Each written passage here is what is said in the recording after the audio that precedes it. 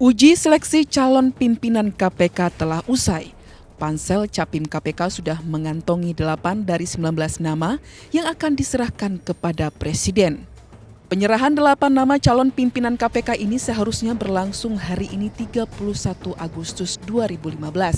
Namun dengan alasan jadwal Presiden yang sangat padat, Pansel Capim KPK terpaksa menunda penyerahan ke-8 nama tersebut pada 2 September 2015 mendatang.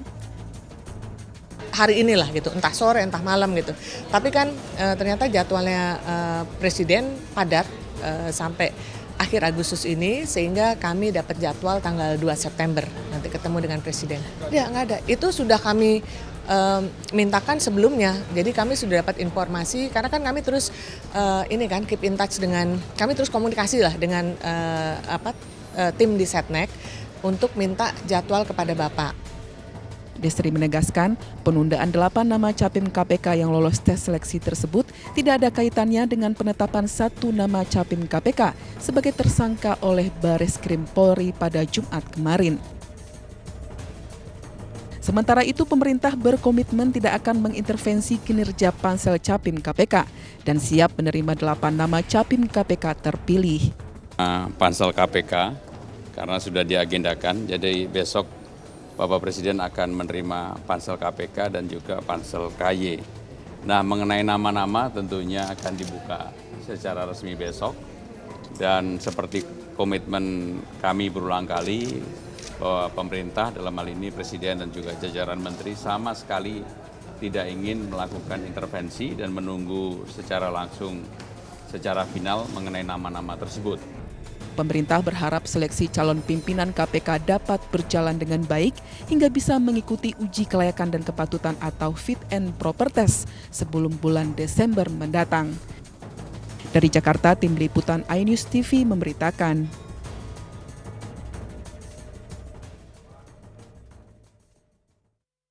Ya, baik Anda kembali lagi pemirsa di Talk to iNews, dan kita tadi sudah lihat di awal bahwa memang seharusnya nama-nama yang sudah dipilih sebagai calon pimpinan KPK memang diserahkan untuk hari ini. Namun harus ditunda tanggal 2 atau mungkin bisa saja besok tanggal 1 ya Bu ya? Besok jam 10 pagi. Jam 10 pagi sudah ada agenda untuk ke Presiden, begitu ya. Oke, saya langsung ke Kang Asep saja. Kang Asep, tadi saya menanyakan ke Ibu Destri apakah memang ada rasa kebobolan begitu dengan adanya satu yang memang dipilih sebagai calon pimpinan KPK namun ditetapkan sebagai status tersangka begitu. Ya. Ini perlu dikelirkan, ada 2 proses. Pertama ada proses hukum, satu ada proses seleksi.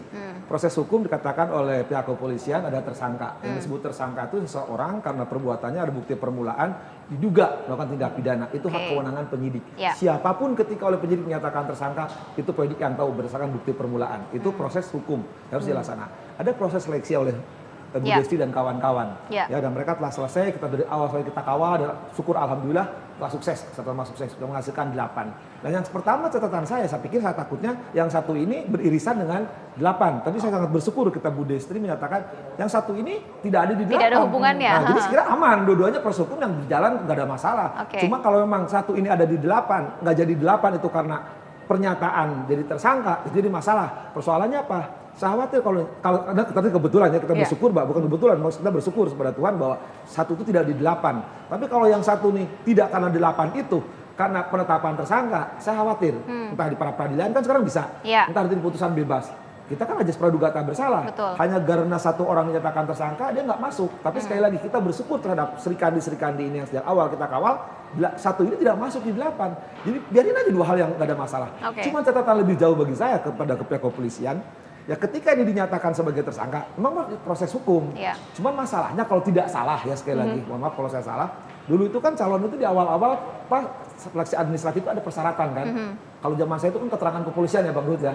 Sekarang KCK atau apa ya? Iya, SKCK. Kan kalau sepengetahuan sekali lagi, kalau saya dikoreksi itu kan 4 bulan yang lalu. Artinya ketika 4 bulan yang lalu sudah semana-mana bahwa orang ini, yang satu orang ini harusnya tidak keluar KCK-nya gitu kan. Ketika KCK memudahkan lagi bagi pansel, lebih mudah lagi bagi anggota DPR ini kan, karena udah bersih yang itu. Catatan keempat, saya pikir ketika ini yang 8 dibersih, saya pikir Bang Ruhut dan Pak ini harus diikat. Siapapun yang dipilih mereka tidak nggak ada masalah. Karena apa? Mereka bingung milihnya. Dipilih siapapun nggak ada masalah. Saya pikir pansel udah menghitung itu. Kalau mereka menghitung per ranking, khawatir tadi kepentingan. Jadi teman-temannya Bang Ruhut, teman-temannya yang lain. Tapi kalau misalkan 8 ada pilihan dan terbukti kan, yang satu tidak masuk 8 artinya pansel telah melakukan secara maksimal. Artinya apa?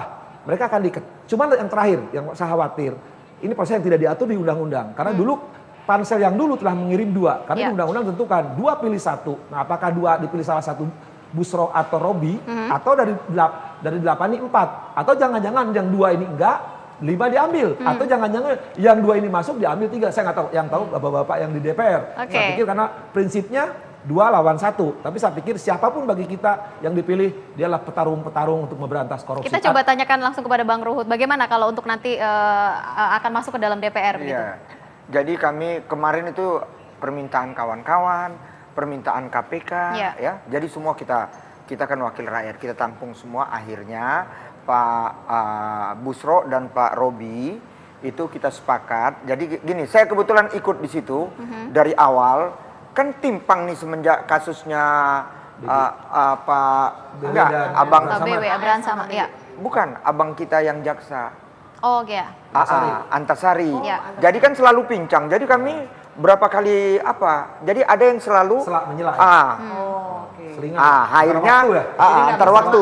Akhirnya kita sepakat yang 2 ini kita seragamkan saja dengan hasil kerja Sri Kandi. Jadi nanti antara Pak Robi, Pak Busro digabung, nanti dipilih 5.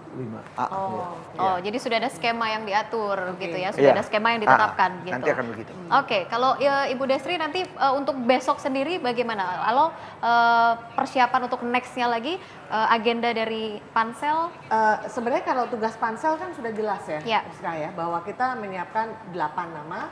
Karena memang jatah dari pansel saat ini kan sebenarnya untuk 4 pimpinan. Dan sesuai dengan undang-undang bahwa presiden akan menyerahkan 2 kali posisi, ya 2 kali posisi jabatan kepada DPR. Jadi karena mencari 4 berarti presiden menyerahkan 8. Nah sekarang memang 8 itu sebenarnya itu sudah dari Jumat juga kami sudah Jumat sore Pak ya. Jadi pada saat kita ada ribut-ribut yang siang itu kami cek siapa ini aman, alhamdulillah. Jadi memang benar itu konsisten. Jadi dengan catatan-catatan itu. Nah, sekarang ini memang kami tinggal mempersiapkan saja, kita serahkan kepada Presiden, dan ini tentunya secara undang-undang Presiden punya waktu 2 minggu. 2 minggu untuk mereview apakah Presiden setuju, apakah Presiden kalau misalnya Presiden setuju ya langsung diserahkan kepada DPR. Dan DPR nanti itu punya waktu 3 bulan Pak ya, maksimum 3 bulan. Dan nanti pada 16 Desember itu pimpinan KPK yang sekarang itu sudah selesai dan langsung digantikan dengan pimpinan KPK yang sudah ditentukan oleh DPR tentunya. Jadi bola akhirnya kami serahkan dari kami ke Presiden.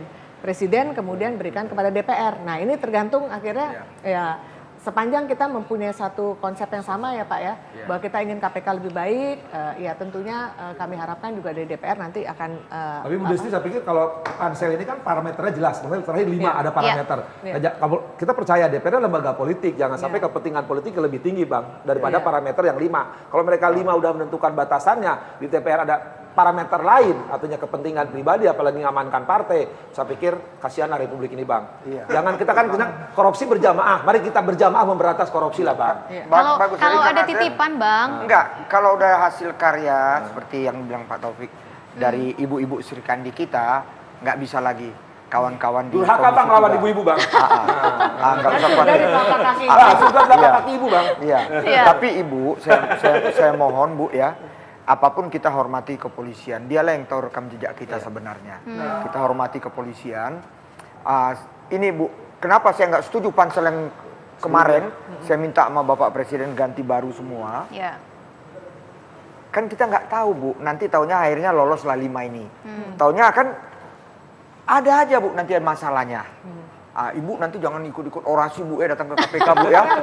Jangan Bu ya, tolong Bu, please, aku minta tolong. Jadi pansel ini bisa kita pertahankan lagi? Kita pertahankan. Artinya apa yang dilakukan oleh pansel sekarang bisa dilakukan untuk pansel mendatang gitu ya? Jangan ikut berpolitik lah. Jadi gini, di pansel dari awal nih kami memang selalu menyatakan bahwa kita mencari tim Mbak, tim pimpinan, bukan individual pimpinan. Jadi artinya apa? Bisa aja salah satu kurang di sisi yang lain, mereka saling melengkapi karena kita memang melihat mana yang memang mempunyai ahli untuk misalnya penyidikan ya, dan pendidikan dan penuntutan, mana yang ahli manajemen, mana yang ahli pencegahan, dan itu nanti yang ya kita harapkan, kita formatnya akan seperti itu Pak.